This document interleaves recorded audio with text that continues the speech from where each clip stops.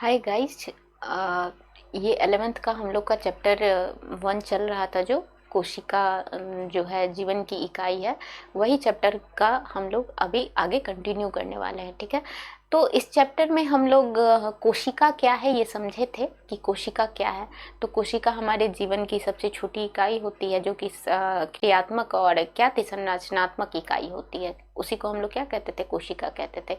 कोशिका का सर्वप्रथम खोज किसने किया था, तो रॉबर्ट हुक किए थे, है ना। लेकिन उन्होंने मृत कोशिका की खोज की थी। उसके बाद दूसरे साइंटिस्ट आए थे, जो कि एंटवान लुइन हुक, जो कि सबसे पहले जीवित कोशिका की खोज किए थे। और फिर उसके बाद एक पुरकेंजी आए थे, जो पुरकेंजी जो वैज्ञानिक थे, साइंटिस्ट थे, उन्होंने खोज किया और बताया कि उसके कोई भी जो कोशिका होती है उसके अंदर जो पदार्थ होता है, लिक्विड सा जेली जैसा पदार्थ, उसको हम लोग क्या कहते हैं, प्रोटोप्लास्ट कहते हैं। ठीक है, ये सारी चीज़ हम लोग समझे थे। उसके बाद हम लोग समझे थे कि प्रोकैरियोट्स और यूकैरियोट्स क्या होते हैं। तो प्रोकैरियोट्स के बारे में हम लोग समझ रहे थे कि प्रोकैरियोट्स जो है उसमें क्या हो रहा था, उसका स्ट्रक्चर कैसा हो रहा था। उसमें हम लोग पढ़े थे कि प्रोकैरियोट्स का सबसे बाहर जो लेयर हो रहा था वो ग्लाइकोकैलिक्स का बना हुआ था, और ग्लाइकोकैलिक्स में भी 2 लेयर था, है ना। तो वही स्लाइम लेयर था, कैप्सूल था, ये सारी चीज़ें हम लोग पढ़े थे प्रोकैरियोट्स और यूकैरियोट्स में अंदर।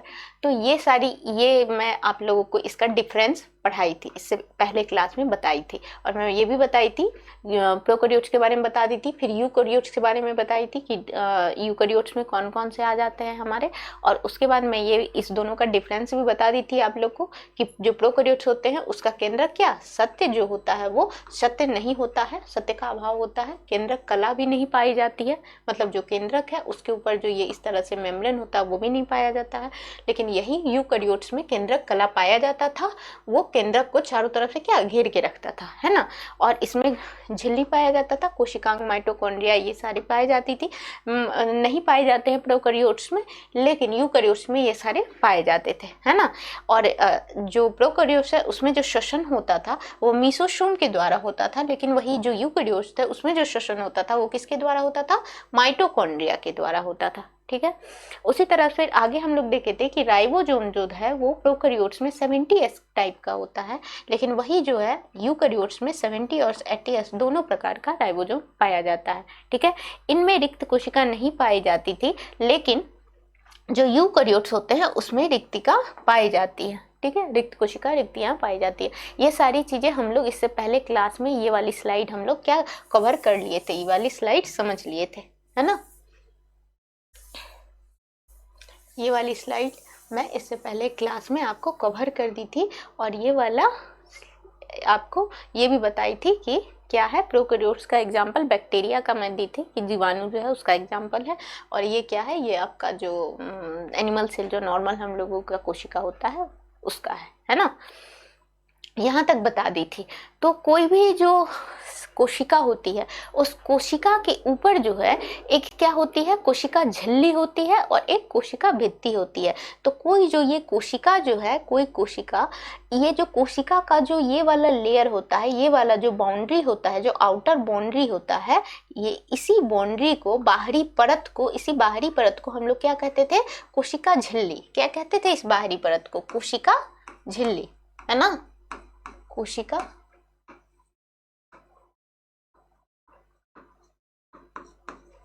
कोशिका झिल्ली कहते थे, है ना।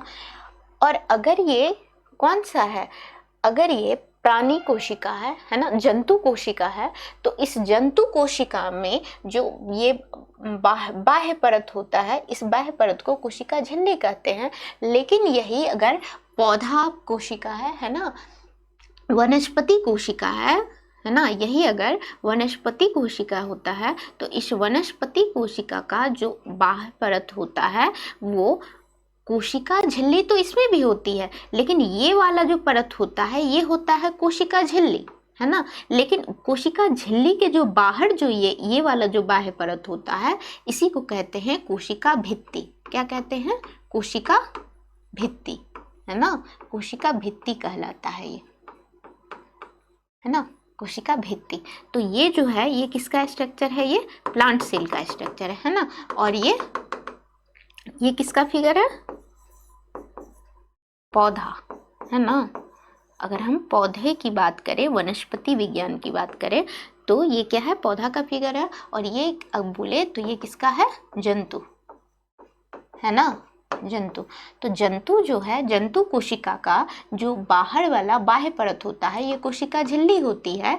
लेकिन जो वनस्पति कोशिका होती है, वनस्पति कोशिका में पौधे का सबसे बाहरी बात जो बाहरी परत होता है वो कोशिका भित्ति होती है, और इस कोशिका की भित्ति के जस्ट नीचे जो लेयर पाया जाता है ये कोशिका झिल्ली होती है। ठीक है, कोशिका झिल्ली क्या पौधे में भी पाया जाता है, लेकिन कोशिका झिल्ली से जंतु में सिर्फ कोशिका झिल्ली पाया जाता है, लेकिन पौधे में, वनस्पति में कोशिका झिल्ली के ऊपर भी एक बाह्य परत होता है जिसको कोशिका भित्ति कहते हैं। ठीक है, तो वही बोला जा रहा है कि कोशिका भित्ति क्या है। तो देखिए, सबसे पहले इस कोशिका भित्ति की खोज किसने की थी, रॉबर्ट हुक। कोशिका भित्ति को किसने खोजे थे, रॉबर्ट हुक जो है वो सबसे पहले कोशिका भित्ति की खोज किए थे। दूसरा पॉइंट क्या बोला जा रहा है, पौधे में यह सबसे बाहरी दृढ़ निर्जीव आवरण बना होता है। पौधों का जो ये सबसे बाहरी वाला आवरण है, ये इसी को हम लोग क्या कह रहे हैं, कोशिका भित्ति कह रहे हैं। क्या कह रहे हैं, कोशिका भित्ति कह रहे हैं। और ये जो बाह्य आवरण होता है ये काफी दृढ़ होता है, मतलब काफी कठोर होता है, और कैसा होता है, निर्जीव होता है, सजीव नहीं होता है। कैसा होता है, निर्जीव होता है। ये वाला जो भाग है ये कैसा होता है, निर्जीव होता है। ठीक है, निर्जीव होता है। पौधे का यह भाग कैसा होता है, निर्जीव होता है। कौन, कोशिका भित्ति, है ना। कोशिका भित्ति कैसा होता है, निर्जीव होता है। तो पौधे यह सबसे बाहरी दृढ़ निर्जीव आवरण बनाता है। ये जो पौधा है, पौधा कोई भी पौधा है तो पौधा के कोशिका में ये बाहर से एक दृढ़ निर्जीव कोशिका होती है, उसे ही कोशिका भित्ति कहते हैं। नेक्स्ट पॉइंट में, थर्ड पॉइंट में क्या बोला जा रहा है, कोशिका भित्ति अलग अलग जीवों की अलग अलग पदार्थ की बनी होती है। जितने भी अलग अलग जो जीव हैं उसकी कोशिका भित्ति जो होती है वो क्या होती है, अलग अलग पदार्थ की बनी होती है।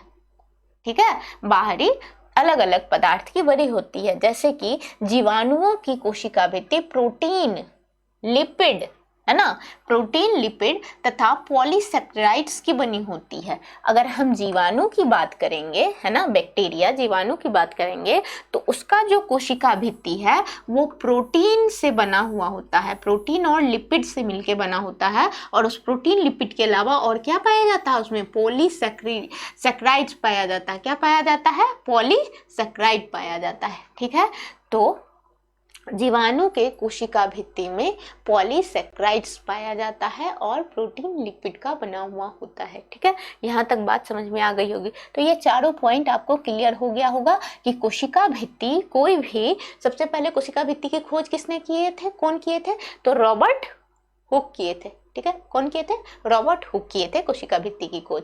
दूसरी बात क्या बोली जा रही है कि पौधे में यह सबसे बाहरी दृढ़ निर्जीव आवरण होता है। पौधे का जो सबसे बाहरी आवरण जो होता है ना, दृढ़ जो है, और ये निर्जीव होता है। ये क्या होता है, इसी को क्या कहते हैं, कोशिका भित्ति कहते हैं। और जैसे कि कोशिका भित्ति, और लेकिन जितने भी जीव हैं उसमें जो ये कोशिका भित्ति होती है ये अलग अलग इसकी होती है। और दूसरा, जीवाणुओं की अगर हम बात करें तो जीवाणु का जो कोशिका भित्ति होता है वो किसका बना होता है, लिपिड, प्रोटीन और पॉलीसेक्राइड्स का बना होता है। ठीक है, यहाँ तक आपको ये चारों लाइन, ये चारों सेंटेंस समझ में आ गई होगी। ठीक है, तो नेक्स्ट स्लाइड पे चलते हैं हम लोग। नेक्स्ट स्लाइड में क्या बोली जा रही है, कोशिका भित्ति की उत्पत्ति कैसे हुई। अब ये तो हम लोग जान लिए कि कोशिका भित्ति की खोज किसने किए थे, रॉबर्ट हुक किए थे। पाया कहाँ जा रहा था, पौधे का बाह्य परत था जो कि निर्जीव था, है ना। और ये सारे इसमें अलग अलग होता है। अगर जीवाणु की बात करते थे तो उसमें पॉलीसेक्राइड्स और प्रोटीन का बना हुआ होता था। अब ये हम लोग देखते हैं कि इसका उत्पत्ति आखिर हुआ कैसे, है ना। आखिर उत्पत्ति जो हुआ है इसका कोशिका भित्ति की, तो वो उत्पत्ति कैसे हुई इसके बारे में हम लोग पढ़ते हैं। तो क्या बोला जा रहा है, कोशिका विभाजन के समय, ठीक है, कोशिका विभाजन के समय कोई भी जो कोशिका है उसमें क्या होगा, कोशिका विभाजन होगा। कोशिका विभाजन मतलब ये जो एक कोशिका है यही विभाजित होके एक कोशिका से दो कोशिका बनाती है ना, इसी को क्या कहते हैं, कोशिका विभाजन कहते हैं। तो वही बोली जा रही है कि कोशिका विभाजन के समय केंद्रक विभाजन के पश्चात, किसके पश्चात, विभाजन के पश्चात केंद्रक प्लेट बनाती है। क्या बनाती है, केंद्रक प्लेट बनाती है। जब कोशिका विभाजन होता है तो केंद्रक में क्या होता है कि एक विभाजन के पश्चात केंद्रक में एक प्लेट बनाती है जो आगे चलकर कोशिका भित्ति बनती है। यही प्लेट जो इसके अंदर जब ये विभाजित करता है तो एक प्लेट जो बनाता है, तो इस प्लेट के अंदर मान लो कि ये जो बना रहा है तो ये क्या करता है, यहाँ पे एक प्लेट बनाता है, ठीक है, और तब ये दोनों अलग अलग होता है, तब एक कोशिका से दो कोशिका बन जाता है ना। तो ये जो प्लेट बना रहा है ये किसकी बनी होती है, कोशिका भित्ति बनाती है, ठीक है। यह कोशिका प्लेट इस प्रकार बनती है, कैसे बनती है, इस प्रकार बनती है, कैसे बनती है, विभाजित होती हुई कोशिकाओं के मध्य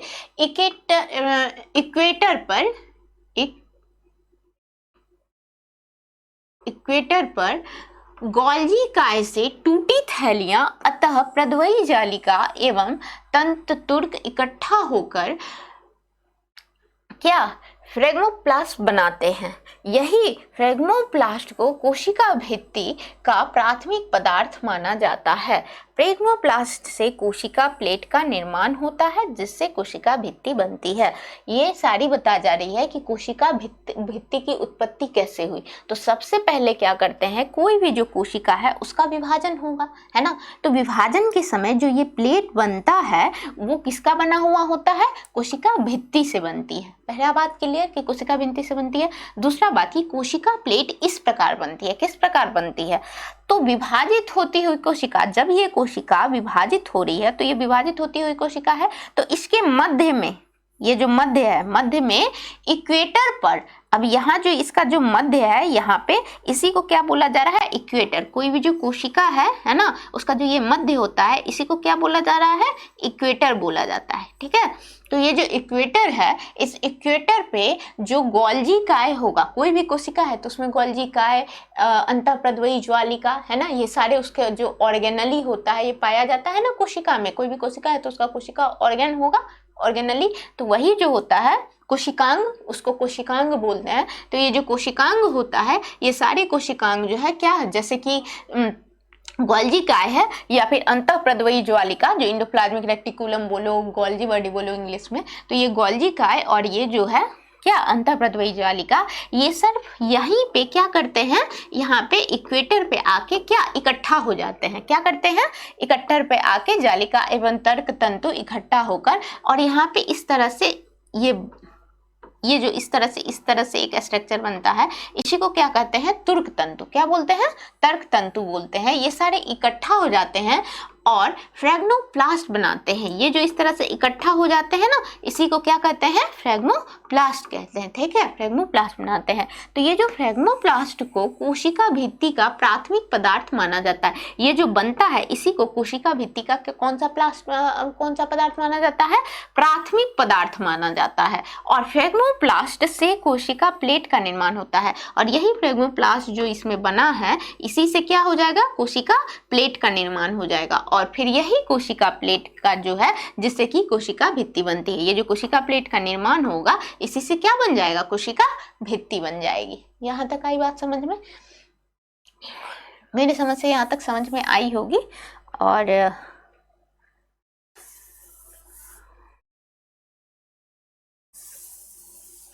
ये बड़ा क्यों नहीं हो रहा है पता नहीं।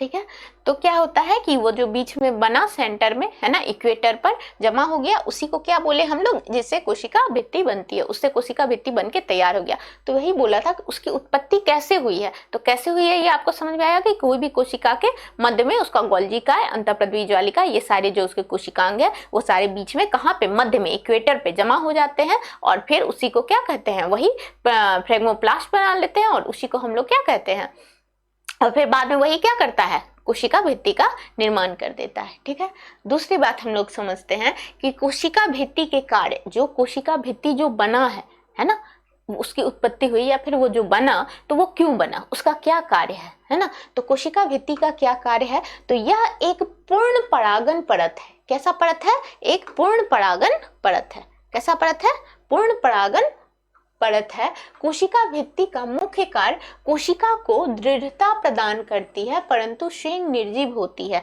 कोई भी जो कोशिका है, कोई भी जो कोशिका है, उस कोशिका का जो ये कोशिका भित्ति जो उसके बाहर में जो ये कोशिका भित्ति पाई जा रही है, ये कोशिका भित्ति का काम क्या होता है कि ये पूर्ण परागमय परत होती है। मतलब पहला बात तो ये निर्जीव होता है, लेकिन जो कोशिका है वो क्या है, वो तो सजीव है, तो खुद निर्जीव रहता है और निर्जीव होके ये क्या करता है, जो कोशिका जो कि सजीव है अंदर, उसको ये क्या प्रोटेक्शन देता है ना, दृढ़ता प्रदान करता है, सपोर्ट देता है, प्रोटेक्शन देता है, दृढ़ता देता है, शक्ति देता है उसको कि वो जो कोशिका है उसके अंदर में वो बिल्कुल सुरक्षित रहेगा। कैसा रहेगा? सुरक्षित रहेगा, उसको कोई प्रॉब्लम नहीं होगी। मान लो कि हवा तूफान वर्षा जो हुई या फिर पत्थर आया, कुछ भी ऐसा अटैक हुआ, एसिड रेन का अटैक हुआ, तो ये जनरली ये किसके ऊपर पाया जाता है?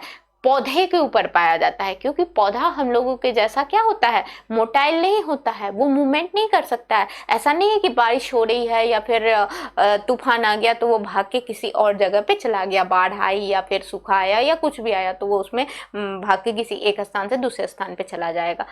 वो एक ही जगह पे रहता है, मूवमेंट नहीं कर सकता है। इसीलिए पौधे में कोशिका भित्ति पाई जाती है, जो कि काफ़ी हार्ड लेयर होता है, जो कि पौधे को प्रोटेक्ट करके रखता है कि बाहर से जो कुछ भी आ रहा है उससे वो उसको दृढ़ता प्रदान करेगा, बचा के रखेगा, ठीक है, प्रोटेक्शन देगा पौधे को, ठीक है। तो इसीलिए जो कोशिका भित्ति होती है वो क्या करती है, पौधे को क्या दृढ़ता प्रदान करवाती है ना, उसको प्रोटेक्ट करके रखती है। यहाँ तक बात आपको समझ में आई होगी।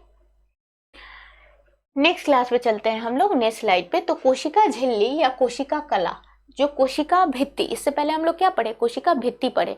उस कोशिका भित्ति के अंदर में क्या पाया जा रहा था, कोशिका झिल्ली पाया जा रहा था, जो कि जितने भी हम लोग जीव हैं वो सब में क्या पाया जाता है, कोशिका झिल्ली पाया जाता है। पौधे में भी कोशिका झिल्ली पाया जाता है, लेकिन पौधे के पास एक और होती है कि कोशिका झिल्ली के ऊपर भी एक परत होता है, वो क्या होता है, कोशिका भित्ति होती है। और हम लोगों में या बाकी सारे जीवों में डायरेक्ट कोशिका झिल्ली होती है, कोशिका भित्ति नहीं पाई जाती है, ठीक है। पौधे और जंतु में यही डिफरेंस होता है, ठीक है, अंतर यही होता है कि पौधे में कोशिका भित्ति पाई जाती है जबकि जंतु में कोशिका भित्ति नहीं पाई जाती, ठीक है। तो कोशिका झिल्ली या कोशिका कला, कोशिका झिल्ली को ही कोशिका कला भी बोला जाता है ना। सेल मेम्ब्रेन, सेल मेम्ब्रेन क्या है, तो सबसे पहला देखिए कि सभी जीवों में जीव द्रव्य को घेरे हुए एक अर्ध परागमय या विभेदी परागमय झिल्ली पाई जाती है, जिसे कोशिका कला या जीव द्रव्य कला कहते हैं। कोशिका कला या जीव द्रव्य कला कहते हैं। तो कोई भी जो सेल है ना, कोई भी जो कोशिका है, इस कोशिका को जो ये वाला जो इसका बाहरी परत है, ये बाहरी परत जो है इसके अंदर जो जीव द्रव्य है ना, कोई भी कोशिका है तो उसके अंदर में क्या होता है, एक बीच में सेंटर में केंद्रक होता है और इसके अंदर क्या होता है, जीव द्रव्य होता है ना। तो इस जीव द्रव्य को ये जो लेयर है, बाहरी परत है, ये उसको क्या हुए है, घेरे हुए है। बाहरी परत क्या हुआ है, उसको घेरे हुए है। तो ये जो बाहरी परत इसको, इस जीव द्रव्य को, अंदर के द्रव्य को, इस लिक्विड को घेर के रखे हुए है, इसी को हम लोग क्या कहते हैं, कोशिका झिल्ली कहते हैं, ठीक है। घेरे हुए अर्ध परागमय या विभेदी परागमय का पाई जाती है, जिसे कोशिका क्या कहते हैं, कोशिका कला या जीव द्रव्य कला कहते हैं। चूंकि जीव द्रव्य जो इसके अंदर है उसको घेरे हुए है, इसलिए जीव द्रव्य कला भी कहते हैं, या कोशिका कला भी कहेंगे, या कोशिका झिल्ली भी कह सकते हैं। ये तीन नेम में से आप कुछ भी बुला सकते हो, है ना, कुछ भी बोल सकते हो। तो ये कोशिका झिल्ली कहलाता है, ठीक है। तो ये जो कोशिका झिल्ली है ये कैसा होता है, अर्ध परागमय होता है। अर्ध परागमय या विभेदी परागमय झिल्ली पाई जाती है। अर्ध परागमय या विभेदी परागमय मतलब कि कुछ जो सबस्टांस होता है जो कि छोटा छोटा सा होता है, पोलर होता है ना, पोलर मॉलिक्यूल और नॉन पोलर आप लोग जानते होंगे, है ना। मतलब तो वो जो है क्या होता है, कोई भी अगर मेम्ब्रेन से आपका क्या होता है कि ये जो लेयर है ना, ये जो आपका परत है, बाह्य परत जो कोशिका झिल्ली, अगर कुछ चीज जो बाहर है, ये बाहर से अंदर है ना, बाहर से अंदर की ओर, और जो अंदर है इससे बाहर की ओर जा आ सकता है, लेकिन जो बहुत ज्यादा स्मॉल रहेगा, छोटा रहेगा, उसी को ये अंदर बाहर क्या करेगा, ले जाएगा, या फिर जाने देगा, या फिर अंदर से बाहर जाने देगा, या बाहर से अंदर जाने देगा। इसीलिए इसको कहा जाता है अर्ध परागमय। मतलब इसको कहा जाता है कि आधा आधा मतलब कि सब कुछ को ऐसा नहीं कि जितना चीज है सबको जाने दे देगा, सबको अंदर से बाहर और बाहर से अंदर कर देगा। ये उसमें डिफरेंस करेगा कि क्या ऐसा है जो कि बहुत ज्यादा स्मॉल है, जिसको हम अंदर जाने दे सकते हैं तो उसको जाने देगा, और जिसको नहीं जाने दे सकते हैं उसको क्या करेगा, बाहर ही अपने लेयर पे बाहर ही उसको रोक के रख देगा। ठीक है, यहाँ तक मेरी समझ से आपको बात समझ में आ गई होगी। ठीक है, नेक्स्ट पॉइंट हम लोग पढ़ते हैं। जंतु कोशिका में यह सबसे बाहरी आवरण होता है।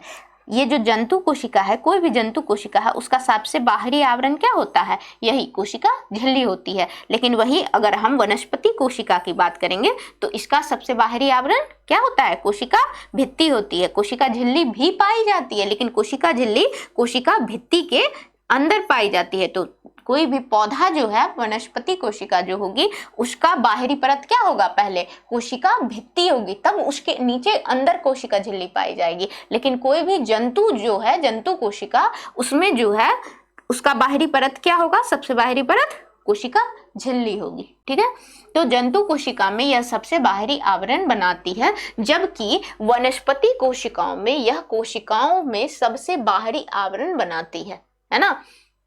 कोशिकाओं में यह सबसे बाहरी आवरण बनाती है, लेकिन उसके ऊपर जो कोशिका भित्ति पाई जाती है। ठीक है, जबकि वनस्पति कोशिका में कोशिका भित्ति के ठीक नीचे पाई जाती है। जंतु कोशिका में यह सबसे बाहरी आवरण होता है, लेकिन वनस्पति कोशिका में पहले कोशिका भित्ति पाई जाएगी और उस कोशिका भित्ति के ठीक नीचे जो होता है ये कोशिका झिल्ली पाई जाती है। ठीक है, यहाँ तक आपको बात समझ में आ गई होगी, मेरे समझ से कोई दिक्कत नहीं होगी। ठीक है,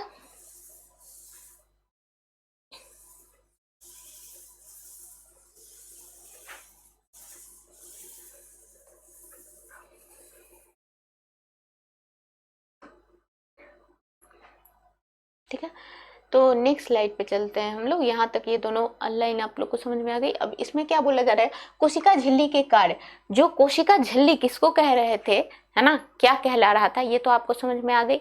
अब इसका काम क्या है, कोशिका झिल्ली का कुछ काम होगा ना, कोई भी चीज यूं ही तो पाया नहीं जा रहा है। जिस तरह कोशिका भित्ति थी, उसका काम था पौधे को प्रोटेक्ट करके दृढ़ता प्रदान करना, है ना, उसी तरह से कोशिका झिल्ली है, तो ये जंतु में भी पाया जा रहा है और पौधे में भी पाया जा रहा है, तो इसका भी तो कुछ कार्य होगा। तो इसका क्या कार्य है, तो सबसे पहला क्या है, परागम्यता। परागम्यता मतलब परमिएबिलिटी। परमिएबिलिटी मतलब क्या होता है, परागम्यता मतलब कि कोई भी चीज, अभी मैं बताई ना कि जो कोशिका है, इस कोशिका का सबसे बाहरी परत जो है, जंतु कोशिका का सबसे बाहरी परत क्या होता है, कोशिका झिल्ली होती है।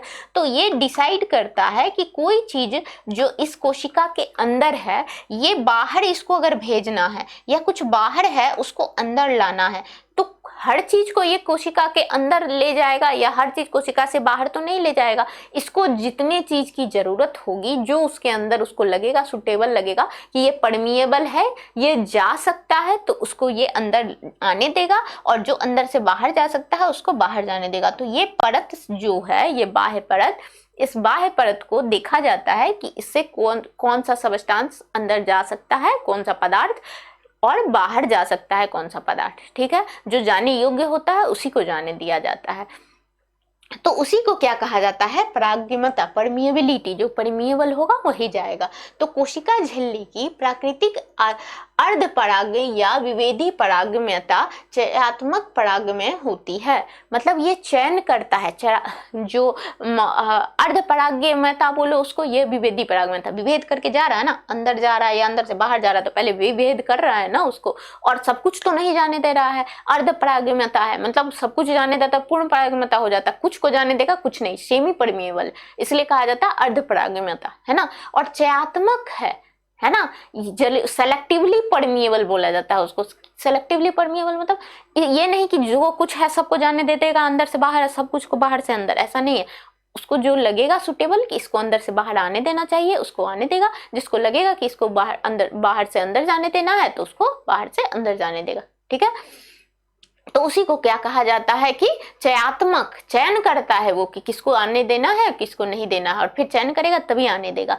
फिर दूसरी पॉइंट में क्या बोली जा रही है, यह केवल कुछ विशेष आकारों तक ही अणुओं को अपने आर पार होने देता है। ये जो कोशिका है, इससे अभी अब मैं बोली कि ये इससे बाहर कुछ पदार्थ जाएगा और कुछ इससे अंदर आएगा, बाहर से अंदर आएगा और कुछ अंदर से बाहर जाएगा। देखिए हर किसी को नहीं अंदर से बाहर, बाहर से अंदर करने देगा।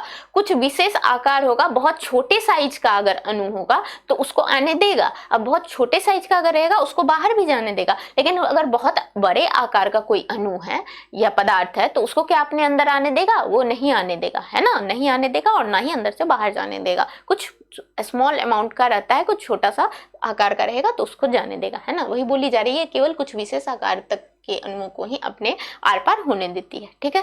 दूसरी बात क्या बोली जा रही है, दूसरा पॉइंट, निष्क्रिय अभिगमन, जिसके मतलब पेशी ट्रांसपोर्ट। क्या बोला जाता है इसको? Passive transport. पेसिव ट्रांसपोर्ट मतलब कि जो ये जो अंदर से बाहर जा रहा है कुछ अणु, है ना, कुछ पदार्थ, या फिर बाहर से अंदर आ रहा है कुछ अणु या पदार्थ, तो ये तो सेलेक्ट कर रहा है इसको, है ना, चयन कर रहा है कि कौन आएगा और कौन जाएगा। तो जब ये चयन कर रहा है अंदर और बाहर जाने में, तो चयन करके ये बहुत, जब आकार को देखता है बहुत छोटा है तभी उसको भेजता है ना। तो जब ये आकार को देखता है कि बहुत छोटा है, जाने योग्य है, तो जाने देता है। तो ये जो ट्रांसपोर्ट होता है ना, अभिगमन होता है, इसको पेशिव ट्रांसपोर्ट बोला जाता है, मतलब निष्क्रिय अभिगमन बोला जाता है। क्यों बोला जाता है? क्योंकि यहाँ पे किसी भी तरह की बाहर से हम लोग एनर्जी नहीं देते हैं। इसको जो ट्रांसपोर्ट अंदर से बाहर या बाहर से अंदर किसी चीज को करना है, इसके लिए हम लोग किसी भी तरह का बाहर से एनर्जी नहीं देते हैं। ऐसा नहीं है कि कोई फोर्सफुली उसको कुछ एनर्जी दे रहे हैं हम लोग, या फिर कुछ ये इसके लिए एटीपी दे रहे हैं। एटीपी एनर्जी पौधे में तो जनरली एटीपी वगैरह होता है ना, सेल में, लिविंग ऑर्गेनिज्म में, या इलेक्ट्रिक ग्रेडियंट्स बनता है, तो ये सब हम लोग उसको नहीं दे रहे हैं। वो अपने आप क्या कर रहा है? बन रहा है ना, बना रहा है, मतलब अपने आप जा रहा है और आ रहा है। वो खुद डिसाइड कर रहा है कि मेरे को किसको अंदर भेजना है और किसी को बाहर भेजना है ना। ऐसा नहीं है कि उसके लिए हम अलग से उसको कुछ देंगे एनर्जी के लिए कि अब तुम भेजो तब वो भेजेगा, ऐसा कुछ नहीं करना होता है। वही ऊर्जा, है ना, नहीं खर्च किया जाता है। वही बोला जा रहा है निष्क्रिय अभिगमन, पेसिव ट्रांसपोर्ट, मतलब इस प्रकार के अभिगमन में बिना ऊर्जा खर्च किए कुछ आयन पानी के अणु आदि कोशिका झिल्ली से होकर सीधे ही अंदर या बाहर आ सकते हैं। झिल्ली से या तो अंदर आ जाएगा या तो अंदर से बाहर चला जाएगा, लेकिन किसका? बिना ऊर्जा खर्च किए। यहाँ पे किसी भी तरह की ऊर्जा खर्च नहीं होती है। ऐसा नहीं कि बाहर से हम लोग ऊर्जा दे रहे हैं, इसको कोई ऊर्जा नहीं दे रहे हैं, ऊर्जा खर्च नहीं होता है, ना ही सेल के खुद के अंदर का ऊर्जा भी खर्च नहीं होता है, किसी भी तरह का एनर्जी ऊर्जा नहीं लगता है यहाँ पे। बिना ऊर्जा खर्च किए कोई भी जो पदार्थ है, कुछ अणु, सब नहीं, जो स्मॉल इसका होगा उसको ये देखेगा और फिर क्या करेगा? अंदर या बाहर जाने देगा। तो ये और इस अंदर बाहर जाने की प्रक्रिया में इसको किसी भी तरह का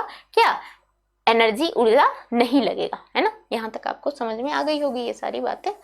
पेसिव ट्रांसपोर्ट, तो ये परमिएबिलिटी, है ना। पहले तो कोशिका झिल्ली जो क्या होता है, कोशिका झिल्ली का कार्य क्या होता है, और कोशिका झिल्ली का जो कार्य है उसमें जो परमिएबिलिटी है वो किसको जाने देगा, किसको आने देगा, ये वाली बात। और दूसरी कि जब ये जाने आने दे रहा है तो उसी को निष्क्रिय अभिगमन कहते हैं, जिसमें जाने आने देने वाला जो प्रोसेस परमिएबिलिटी चल रहा है उसमें है निष्क्रिय अभिगमन। मतलब कि जब जा रहा है तो उसमें किसी भी तरह का अगर एनर्जी नहीं लग रहा है, ऊर्जा नहीं खर्च हो रहा है, तो उसी को निष्क्रिय अभिगमन बोलते हैं, ठीक है। अब एक आता है सक्रिय अभिगमन। इससे पहले हम लोग क्या देखे कि जा रहा है ना, तो अगर उसमें ऊर्जा खर्च नहीं हो रहा है, जाने आने में जा रहा है, उसको परमिएबिलिटी बोल रहे हैं। अब जो ये जा रहा है अगर उसमें ऊर्जा खर्च नहीं हो रहा है तो उसको निष्क्रिय अभिगमन बोल रहे हैं। लेकिन जिसमें ऊर्जा खर्च होगा उसको क्या बोलेंगे? सक्रिय अभिगमन बोलेंगे। क्या बोलेंगे? एक्टिव ट्रांसपोर्ट, है ना। क्या बोला जाता है? एक्टिव ट्रांसपोर्ट, सक्रिय, है ना, सक्रिय अभिगमन बोलते हैं। तो सक्रिय अभिगमन जो है इसमें देखें, इस प्रकार के अभिगमन में कोशिका झिल्ली में उपस्थित विभिन्न प्रकार के वाहक अणुओं द्वारा ऊर्जा का प्रयोग कर विभिन्न प्रकार की अणुओं को उनकी सांद्रता विभव के विपरीत दिशा में स्थानांतरित किया जाता है। मतलब क्या कि जो कोशिका है ना, क्या हो रहा था इससे पहले में निष्क्रिय में कि जो इसके अंदर जो पदार्थ था वो इससे बाहर जा रहा था या बाहर का पदार्थ अंदर जा रहा था, उसमें किसी भी तरह की ऊर्जा नहीं लग रही थी, है ना। लेकिन इसमें क्या हो रहा है आपका एक्टिव ट्रांसपोर्ट में कि जो ये अभिगमन झिल्ली में, इस झिल्ली में जो उपस्थित विभिन्न प्रकार का वाहक है जो कि इस अणु को जाने दे रहा है और आने दे रहा है, ये ऊर्जा का प्रयोग करता है। किसका प्रयोग करता है? ऊर्जा का प्रयोग करता है और तब इस प्रकार की अणुओं को ऊर्जा का प्रयोग करेगा और तब विभिन्न प्रकार की अणुओं को ये क्या करेगा, या तो अंदर से बाहर जाने देगा या बाहर से अंदर आने देगा। तो उसी क्रिया को हम लोग क्या बोलेंगे, विपरीत दिशा में स्थानांतरित करेगा, तो उसको क्या बोलते हैं हम लोग, विपरीत दिशा में स्थानांतरित किया जाता है, उसी को हम लोग क्या कहते हैं, सक्रिय अभिगमन बोलते हैं। क्या बोलते हैं, सक्रिय अभिगमन बोलते हैं। अब मान लो कि विपरीत दिशा में मतलब कि कोई चीज मान लो कि बाहर में कम है ना, कम है, और तब भी हम इसको अंदर भेज रहे हैं, है ना, तो ये क्या हुआ, विपरीत दिशा हुआ ना, बाहर में कम है, कम से अगर ज्यादा है कहीं पे और उससे किसी कम वाले जगह पे जा रहा है ना, तो इसको कहते हैं विपरीत दिशा। अगर बहुत ज्यादा है वहां से अगर ये कम वाले जगह पे जाएगा तो ये क्या हुआ कि भाई ठीक है ना, विपरीत दिशा में नहीं जा रहा है, लेकिन अगर कम से ज्यादा की जगह जा रहा है तो विपरीत हुआ ना, है ना। जैसे कि मानो कि जब आप साइकिल चलाते हो, है ना, जब आप साइकिल चलाते हो तो जब आपको ऊंचाई पे चढ़ना होता है ना, साइकिल चलाते हो जब, तो जब आप ऊंचाई पे चढ़ते हो तो उस समय फोर्स ज्यादा लगता है ना, एनर्जी ज्यादा खर्च होती है। लेकिन जब वही कोई ढलाव आता है ना, साइकिल चलाते वक्त जब मान लो कि आपको एक मतलब ऊंचाई पे चढ़ना हो तो उस समय कितना एनर्जी लगाना पड़ता है, और जब आप नीचे उतरते हो तो आपको कोई एनर्जी लगाना पड़ता है, ऑटोमेटिक वो साइकिल इस तरह से रन ऑफ नीचे की तरफ होने लगता है ना, कोई एनर्जी तो उस समय लगती नहीं है। तो उसी को कहा जाता है, अगर आप मान लो चढ़ाई कर रहे हो, है ना, सीढ़ी पे चढ़ाई कर रहे हो या साइकिल चला रहे हो उस समय, तो ऊपर की ओर चढ़ रहे हो तो उस समय आपका एनर्जी खर्च हो रहा है ना, तो मतलब अब क्या हो रहा है, आप नीचे से ऊपर की ओर जा रहे हो, है ना। तो वही चीज बताया जा रहा है कि अगर कोई चीज बहुत ज्यादा कम है और उसको अपने लो कंसंट्रेशन से हाई कंसंट्रेशन की तरफ जाना है तो वहां पे आपको एनर्जी लगाना होगा। लेकिन अगर बहुत ज्यादा कोई सब्सटेंस कोई ज्यादा है, मान लो कि पानी ही है और बहुत ज्यादा पानी है और जहां पे पानी नहीं है वो पानी से सूखे की तरफ जाएगा, तो उसको वहां पे एनर्जी लगाना होगा, नहीं लगाना होगा, है ना। वही सीढ़ी का जब आप साइकिल चला रहे हो तो फिर जब ढलाव के नीचे उतरते हो तो क्या एनर्जी लगाना पड़ता है, नहीं ना। तो वही बोली जा रही है कि जो मान लो कि जब एनर्जी लगाना पड़ा है तो वो कैसा ट्रांसपोर्ट हो गया, एक्टिव ट्रांसपोर्ट हो गया, सक्रिय अभिगमन। और वही जब आप एनर्जी नहीं लगा रहे हो तो वो कैसा हो गया, निष्क्रिय हो गया, है ना, उतरते टाइम। तो वही बोला जा रहा है, जो सक्रिय है उसमें क्या होता है, एनर्जी लगता है, ऊर्जा खर्च होती है ना, अंदर से बाहर और बाहर से अंदर सब्सटेंस को भेजने में, अणु को भेजने में। लेकिन वही जो सब्सटेंस को अंदर बाहर करने में अगर एनर्जी ऊर्जा खर्च नहीं होती है तो उसी को हम लोग निष्क्रिय अभिगमन कहते हैं। मेरे समझ से ये दोनों पॉइंट आप लोग को क्लियर हो गया होगा, ठीक है। नेक्स्ट पॉइंट, फोर्थ पॉइंट के ऊपर पे चलते हैं हम लोग, भक्षाणु क्रिया। भक्षाणु क्रिया किसको कहते हैं, इस क्रिया में कोशिका झिल्ली द्वारा बाह्य ठोस पदार्थ का भक्षण किया जाता है। मतलब क्या होता है इसमें, भक्षण किया जाता है। भक्षण कैसे किया जाता है, देखो मान लो कि कोई जो कोशिका है ना, ये क्या है, कोशिका है ना। तो इस कोशिका में क्या होता है कि इसका जो कोशिका झिल्ली है, ये जो लेयर है, कोई भी जो कोशिका है, इस कोशिका का बाह्य परत क्या कहलाता है, कोशिका झिल्ली कहलाता है ना। तो यही कोशिका झिल्ली, मान लो कि कोई चीज यहाँ पे खाने का है ना, कोई चीज खाने का है और इस कोशिका के पास वो इस तरह से यहाँ पे ये कोशिका है ना, ये कोशिका है और कोई चीज यहाँ खाने का पदार्थ है। तो ये कोशिका क्या करता है, इस तरह से अपने अंदर एक चेंज लाता है और इस तरह से स्ट्रक्चर बना लेता है, मतलब ऐसा कर लेगा, है ना। अब ये इस तरह से करेगा तो यहाँ पे जो ये वाला पदार्थ था ये इसके अंदर नहीं आ जाएगा, यहाँ पे आ जाएगा ना। तो इस तरह से जो इसके अंदर कर लेता है, मतलब इसको भक्षण कर लेता है, इनगल्फ कर लेता है, इसी को क्या बोला जा रहा है, भक्षाणु क्रिया। मतलब कोशिका के ये बाहर था, लेकिन ये बाहर इसके ऊपर अगर हम रख के छोड़ दिए तो कुछ देर के बाद ये कोशिका में इस तरह का स्ट्रक्चर बनाता है और फिर ये इसके अंदर में इसको क्या इनगल्फ कर लेता है, खा लेता है उसको। तो उसी को कहते हैं भक्षाणु क्रिया। कि इस क्रिया में कोशिका झिल्ली द्वारा बाह्य ठोस पदार्थ को, इसके बाहर कोशिका झिल्ली था, है ना, ये कोशिका थी और ये कोशिका का झिल्ली था, यहाँ बाहर में एक ठोस कोई पदार्थ था, इसको यह क्या किया, इस तरह का स्ट्रक्चर बनाया और इनगल्फ कर गया, अंदर खा गया, है ना, भक्षण कर लिया उसका। तो इसको क्या कहते हैं, भक्षाणु क्रिया। इस क्रिया में कोशिका झिल्ली द्वारा बाह्य ठोस पदार्थ को क्या किया जाता है, भक्षण किया जाता है, खा लिया जाता है। ठीक है, यहाँ तक बात आ गई समझ में। मेरे समझ से ये वाला फोर्थ वाला पॉइंट भी क्लियर हो गया होगा, है ना। पर ये छोटा क्यों हो जा रहा है, पता नहीं। तो फिर नेक्स्ट पॉइंट में चलते हैं हम लोग। हाँ, उसी में क्या बोला जा रहा है, पिनोसाइटोसिस। पिनोसाइटोसिस, पिनोसाइटोसिस से याद रखने के लिए बताते हैं आप लोगों को। पीनो मतलब क्या होता है, भक्षाणु मतलब भक्षण करना, मतलब खाना, है ना, खा ले रहा था ये। लेकिन पिनोसाइटोसिस में पीना मतलब पानी पीना, है ना, पीना, है ना, पिनोसाइटोसिस मतलब पानी पीना, पीने को बोलते हैं क्या, पिनोसाइटोसिस। मतलब कि जो कोशिका है वो अगर खा रहा था, कोई ठोस पदार्थ था, उसको क्या किया, भक्षण कर गया, खा लिया, तो उसको कहेंगे भक्षाणु क्रिया। लेकिन वही कोई कोशिका है जो कि पी ले रहा है, उसको कहेंगे पिनोसाइटोसिस। क्या कहेंगे, पिनोसाइटोसिस। मतलब इसमें कोशिका पीता है, मतलब क्या कि कोई लिक्विड सब्सटेंस, जैसे कि अभी हम लोग क्या बोले कि ये कोशिका था, यहाँ पे एक सॉलिड था, है ना, ठोस पदार्थ था, उसको ये कोशिका क्या किया, ऐसे करके इनगल्फ कर लिया, है ना, इनगल्फ कर लिया, और इस तरह का स्ट्रक्चर बना के इसके अंदर इसको क्या कर लिया था, इनगल्फ कर लिया था, इसी को भक्षाणु बोले। लेकिन मान लो कि ये जो कोशिका है ना, ये कोशिका है, यहाँ पे कोई लिक्विड है, क्या है, लिक्विड है, मतलब तरल पदार्थ है, और इस तरल पदार्थ को ये कोशिका के बाहर, ये जो तरल पदार्थ है, कुछ टाइम बाद ये कोशिका क्या करेगा, इस तरह का स्ट्रक्चर बना लेगा, और इस तरल पदार्थ को अपने अंदर इस तरह से क्या कर लेगा, पैक कर लेगा, है ना।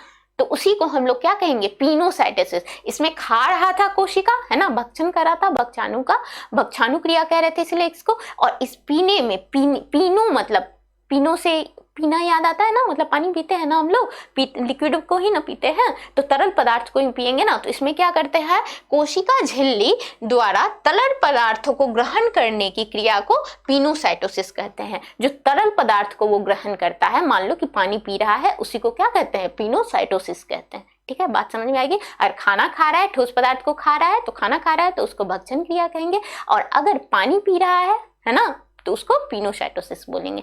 ठीक है, तरल पदार्थ को पी रहा है मतलब पानी पी रहा है, तो पिनोसाइटोसिस बोलेंगे। मेरे समझ से यहाँ तक आपको क्लियर हो गई होगी, ये पांचों पॉइंट क्लियर हो गया होगा।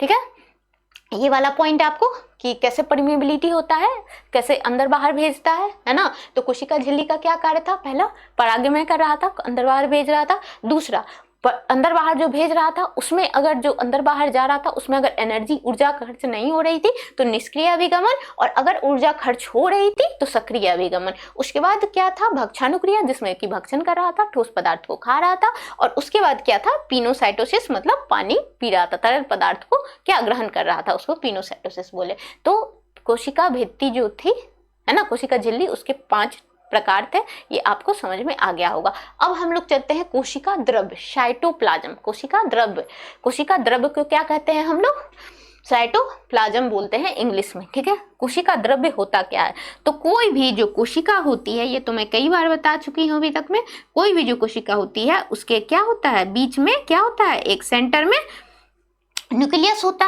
है ना। और ये जो बाह्य वाला परत होता है, इसी बाह्य परत को क्या कहते हैं हम लोग, कोशिका झिल्ली कहते हैं, है ना। इसको क्या कहते हैं, कोशिका झिल्ली। और इस कोशिका झिल्ली के जस्ट अंदर में जो इस तरल पदार्थ को इस तरह से, है ना, जीव द्रव्य, इस तरह से जो तरल पदार्थ को अंदर रखा जाता है, इसी को हम लोग क्या कहते हैं, कोशिका द्रव्य या जीव द्रव्य कहते हैं। इसी जो ये तरल पदार्थ जो इसके अंदर जो जेली जैसा हम लोग पढ़े थे ना, कि जेली जैसा कुछ पदार्थ रहता है कोशिका के अंदर, तो जेली जैसा जो पदार्थ रहता है कोशिका के अंदर, उसी को हम लोग क्या कहते हैं, तरल पदार्थ कहते हैं। उसी को हम लोग क्या कहते हैं, कोशिका द्रव्य कहते हैं या जीव द्रव्य कहते हैं। ठीक है, जेली जैसा जो पदार्थ रहता है ना, उसको क्या कहते हैं, किसी भी कोशिका के अंदर जो जेली जैसा पदार्थ रहता है उसको हम लोग क्या कहते हैं, कोशिका द्रव्य कहते हैं या जीव द्रव्य कहते हैं। ठीक है, इंग्लिश में साइटोप्लाज्म कहते हैं। तो कोशिका द्रव्य के 2 भाग होते हैं। ये जो कोशिका द्रव्य है, इसके कितने भाग होते हैं, 2 भाग होते हैं। पहला क्या है, वह भाग जहां विभिन्न कोशिकांग जैसे माइटोकॉन्ड्रिया, गोल्गी काय, लवक आदि पाए जाते हैं, इस भाग को ट्रोफोप्लाज्म कहते हैं। मान लो कि ये कोशिका है, क्या है, कोशिका है, और इसमें जो ये लिक्विड पदार्थ है ना, ये जो लिक्विड पदार्थ है, इसमें कोशिकांग भी पाया जाएगा। कोशिकांग जैसे माइटोकॉन्ड्रिया, गोल्गी बॉडी, है ना, प्लास्टिड, लवक, है ना, या फिर अंतःप्रद्रव्यी ज्वालिका, जो कुछ भी है, वो सारे जितने भी कोशिकांग हैं, वो कोशिकांग जहाँ पे पाए जा रहे हैं, मान लो कि यहाँ पे माइटोकॉन्ड्रिया है, यहाँ पे क्या है, गोल्गी बॉडी है, यहाँ अंतःप्रद्रव्यी ज्वालिका है, तो जो भी इस कोशिका द्रव्य में जहाँ पे ये सारा कोशिकांग पाया जाता है, उस वाले कोशिका द्रव्य को हम लोग क्या बोलते हैं, उस वाले कोशिका द्रव्य को हम लोग ट्रोपोप्लाज्म बोलते हैं। जहाँ पे ये सारे कोशिकांग पाए जाते हैं, है ना, कोशिका द्रव्य का वह भाग जहाँ पे ये सारे कोशिकांग पाए जाएंगे उसको हम लोग क्या कहेंगे, ट्रोपोप्लाज्म कहेंगे। और वह भाग जहाँ कोशिकांग नहीं पाए जाते हैं इस भाग को साइटोसोल कहा जाता है। अगर जहाँ पे ये सारा कोशिकांग मतलब कि जीव द्रव्य है, इस जीव द्रव्य में अगर कोशिकांग भी है तो उसको क्या कहेंगे हम लोग, ट्रोपोप्लाज्म कहेंगे। लेकिन अगर इसमें कोशिकांग नहीं है तो इसको क्या बोलेंगे, साइटोसोल बोलेंगे। ठीक है, अच्छा इससे पहले वाले क्लास में भी मैं बताई थी, तो इसको क्या बोलेंगे, सिर्फ अगर लिक्विड रह जाएगा तो इसको क्या बोलेंगे, साइटोसोल बोलेंगे। ठीक है, साइटोसोल बोलते हैं। ठीक है, मेरे समझ से यहाँ तक आपको बात समझ में आ गई होगी, है ना। कोशिका द्रव्य क्या है और कोशिका द्रव्य कितने प्रकार का होता है और क्या होता है ये आपको समझ में आ गई होगी। नेक्स्ट पॉइंट पे चलते हैं हम लोग। नेक्स्ट में क्या बोला जा रहा है, तीसरा पॉइंट में, अच्छा ये तो बैक हो गया, हाँ क्या बोला जा रहा है, रसधानी या रिक्तिका। अब ये वैक्यूल जो प्लांट कोशिका होती है, वनस्पति कोशिका, उसमें क्या होता है, वैक्यूल पाया जाता है ना। जो वनस्पति कोशिका होती है, इस वनस्पति कोशिका में, है ना, और जंतु कोशिका, सबसे पहले की जंतु कोशिका कैसी होती है, इस तरह से सर्कुलर होता है ना, गोलाकार होता है। लेकिन प्लांट का जो वनस्पति कोशिका होता है ये कैसा होता है, आयताकार साप का, रेक्टेंगुलर होता है ना। और इस पौधा जो वनस्पति कोशिका थी उसका बाहर वाला ये क्या पाया जा रहा था, कोशिका भित्ति थी, है ना, इसको भित्ति बोल रहे थे। और तब इसके नीचे कोशिका झिल्ली थी। उसी तरह पौधे में क्या होता है, एक रिक्तिका पाई जाती है जिसको कहते हैं वैक्यूल, जो कि जंतु कोशिका में नहीं पाई जाती है। ये जो रिक्तिका है ना, वैक्यूल, ये जंतु कोशिका में नहीं पाई जाती है। ये किस में पाया जाता है, सिर्फ पौधे के वनस्पति कोशिका में पाया जाता है।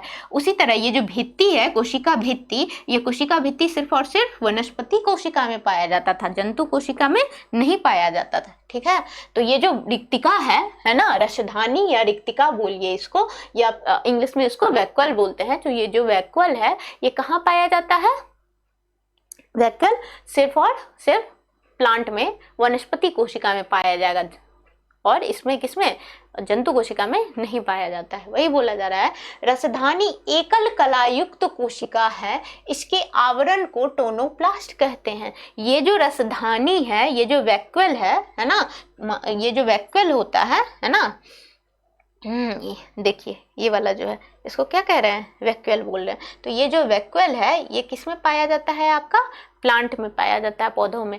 ये दूसरी बात क्या बोले, ये एकल कला होती है। मतलब अगर हम लोग माइटोकॉन्ड्रिया वगैरह की या फिर लवक की बात करेंगे, जो कि माइटोकॉन्ड्रिया है ना, माइटोकॉन्ड्रिया जिसका स्ट्रक्चर इस टाइप से होता है, या फिर लवक की बात करेंगे, है ना, इस तरह से होता है, या फिर हम लोग क्या कहते हैं, न्यूक्लियस की बात करेंगे, है ना, केंद्रक की बात करेंगे, तो ये सारा जंतु कोशिका में जो पाया जा रहा है या फिर पौधे कोशिका में, वनस्पति कोशिका में भी पाया जाता है, ये सब एकल कला नहीं होती है। इसमें दो लेयर होता है ना, दो लेयर, एक बाह्य और एक अंतः आवरण होता है, इसीलिए इसको एकल कला नहीं बोला जाता है।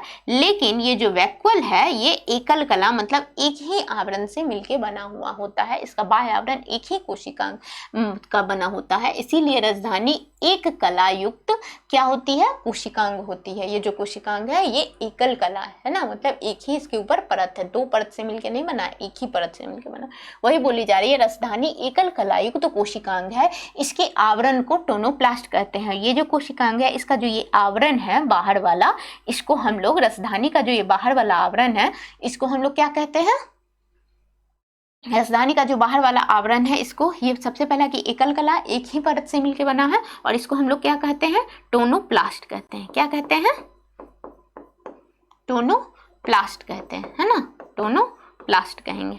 ठीक है, उसके बाद क्या बोला जा रहा है, पौधे की कोशिका में रिक्तिका 90% स्थान घेरती है। कोई भी अगर पौधे की, वनस्पति कोशिका की बात करें तो उसमें जो ये रिक्तिका है, वैक्यूल, पौधे का कोशिका का 90% भाग जो होता है वो रिक्तिका से ही भरा हुआ होता है। बाकी जो आपका 10% जो बच जा रहा है, 10% हिस्सा, उसी में बाकी सारी कोशिकांग पाई जाएगी। और बाकी जो ये 90% भाग जो है, 90%, वहां पे क्या पाया जाता है, ये जो वैक्यूल है आपका, रिक्तिका, ये पाई जाती है। ठीक है, तो वही बोले जा रही है, पौधे की कोशिका में रिक्तिका 90% स्थान घेरती है।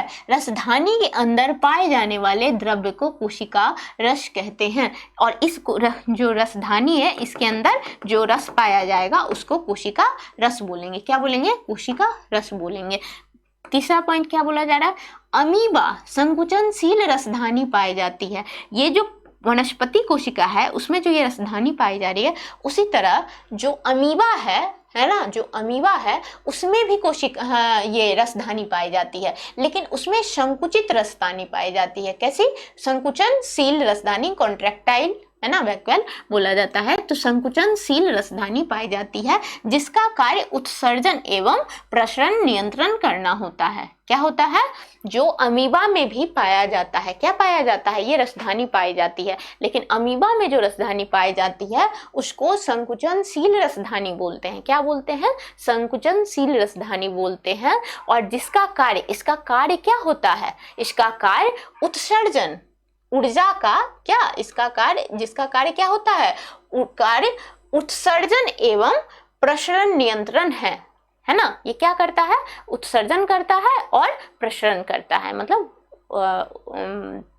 उत्सर्जन भी करेगा और फिर उसको प्रसरण भी करेगा। ठीक है, तो यहाँ तक को नियंत्रण करने का काम कौन करेगा?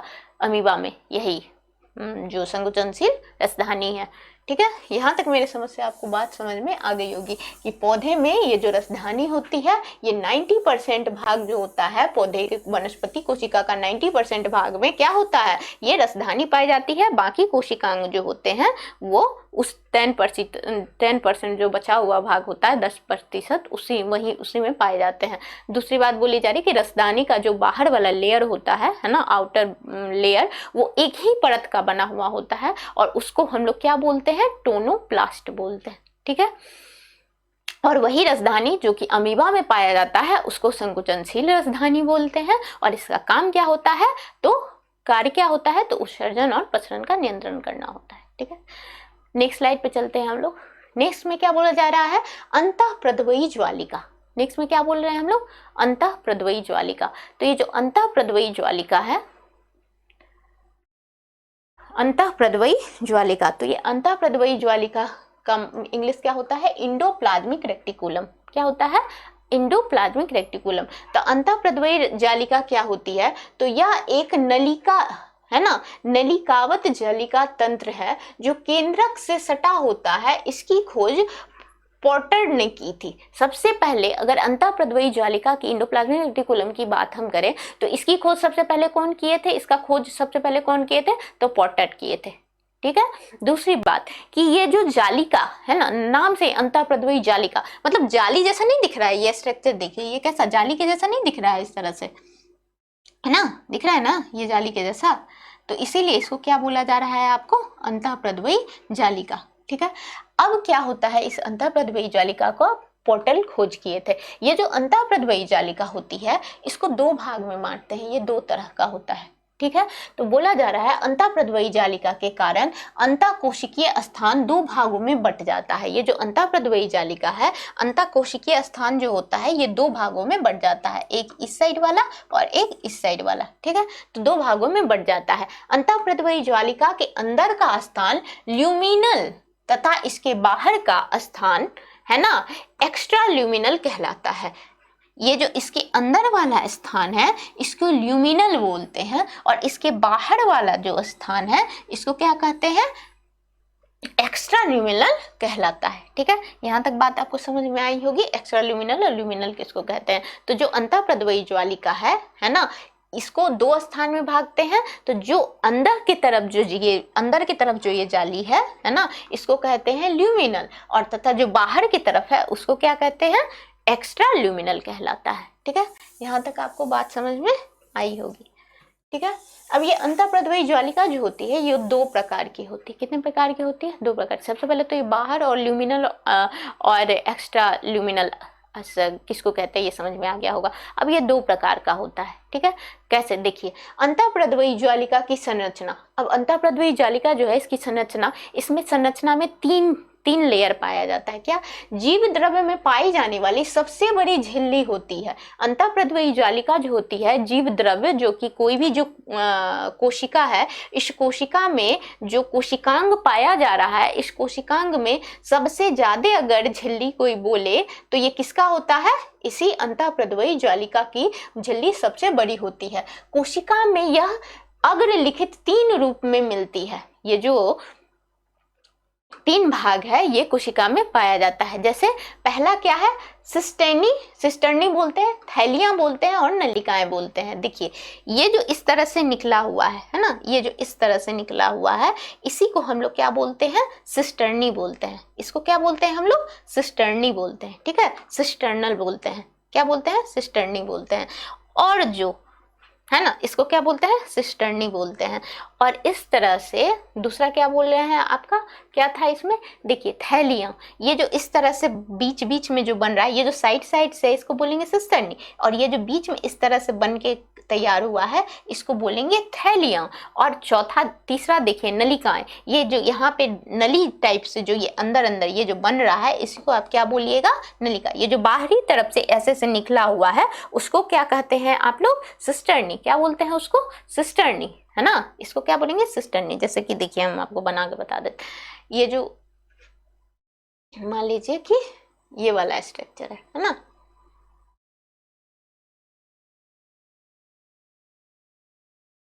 तो ये जो निकला हुआ भाग है ना, ये वाला जो भाग बोलिएगा, ये सारी भाग है ना, इस साइड से और इस साइड से, तो इसी को हम लोग क्या बोलते हैं? सिस्टर्नी। क्या बोलते हैं इसको? क्या बोलते हैं?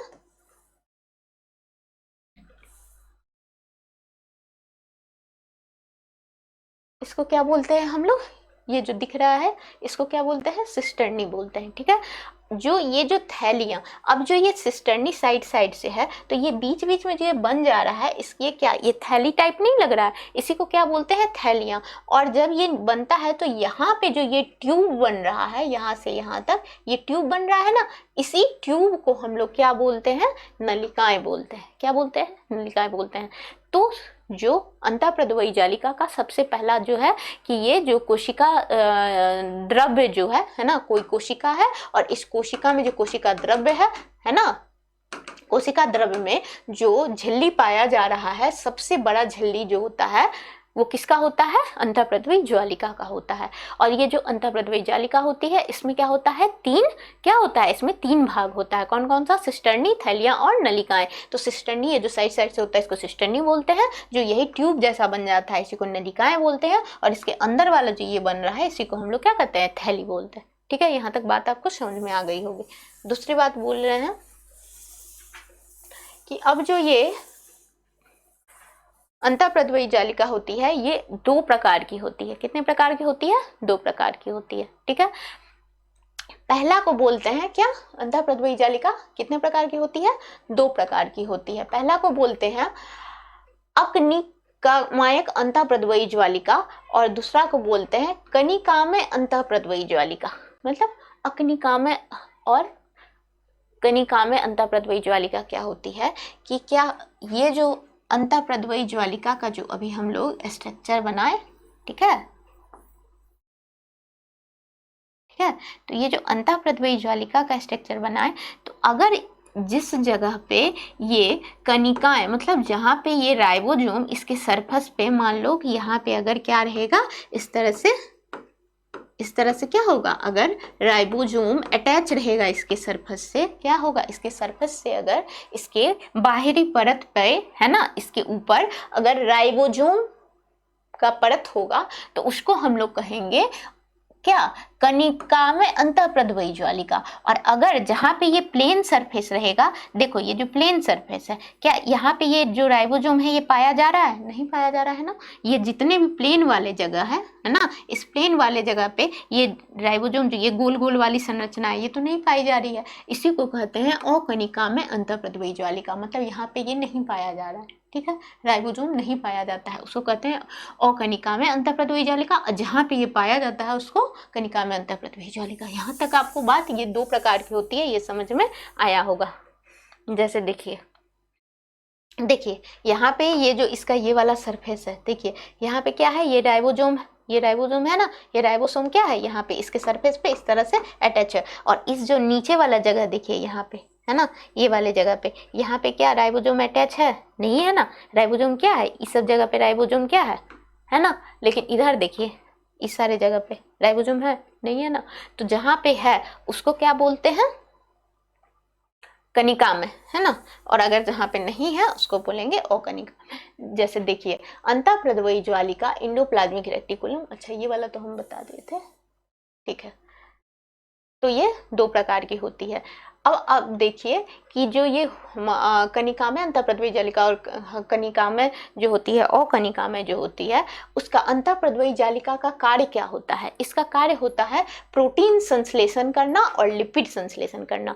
दो कार्य होता है, क्या करना? एक प्रोटीन संश्लेषण करना, दूसरा लिपिड संश्लेषण करना। ठीक है, पहला प्रोटीन संश्लेषण करना, दूसरा लिपिड संश्लेषण करना। तो ये दोनों आपको समझ में आ गए। अंतःप्रद्रवी ज्वालिका का क्या कार्य होता है, ये दो प्रकार का होता है ना। इसका कौन कौन संरचना में क्या क्या पार्ट पाया जाता है ना, सिस्टर्नी, नलिकाएं और थैलियां। उसके बाद ये दो प्रकार का होता है, कनिका में अकनिका में, है ना। और फिर इसका कार्य क्या होता है, प्रोटीन संश्लेषण करता है और लिपिड संश्लेषण करता है। ठीक है, यहाँ तक आपको बात समझ में आ गई होगी। तो यहाँ नेक्स्ट क्लास से हम लोग ये गोल्जी काय से स्टार्ट करेंगे। ठीक है, तो आज मैं यहाँ पे आपको छोड़ देती हूँ। ठीक है, थोड़ा सा है टाइम लगेगा अभी इसमें। तो गोल्जी काय का ये है। तो अंतःप्रद्रवी ज्वालिका आज हम लोग खत्म कर लिए। तो आज हम लोग अंतःप्रद्रवी ज्वालिका तक ही रखते हैं। नेक्स्ट क्लास से हम लोग ये गोल्जी काय से, गोल्जी बॉडी से स्टार्ट करेंगे।